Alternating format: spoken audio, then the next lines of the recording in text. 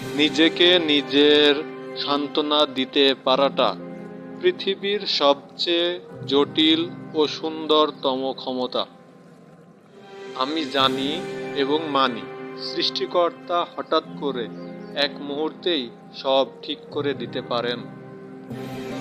আমার দুর্বল পরিকল্পনার উপরে একজন উত্তম পরিকল্পনাকারী আছেন। এই ভাবনাটাই আমাকে এক আকাশ পরিমাণ স্বস্তি দেয়। অনেকগুলো বছর তো অপেক্ষা করলেন, আর মাত্র কয়েকটা দিন অপেক্ষা করুন, ভালো কিছুই হবে আপনার জীবনে।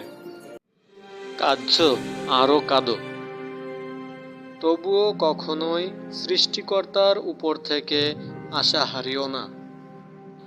প্রতিটি মানুষ তার নিজের পরিস্থিতির সাথে লড়াই করে, তাই প্রতিটি নীরবতাই অহংকার নয়। কষ্টের সময় চোখের ঘুমও স্বার্থপর হয়ে যায়, ছেড়ে চলে যায় সবার মতোই। মূল্য হারানোর চেয়ে স্থান ত্যাগ করাই অনেক ভালো। আমার এই জীবনে কোনো আফসোস নেই, কারণ আমি জানি আমার হৃদয় ছিল পবিত্র এবং আমার উদ্দেশ্য কখনোই ভুল ছিল না।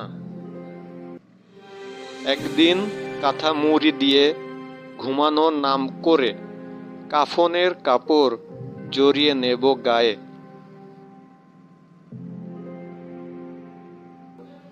ধন্যবাদ বন্ধু, এতক্ষণ সময় দেওয়ার জন্য।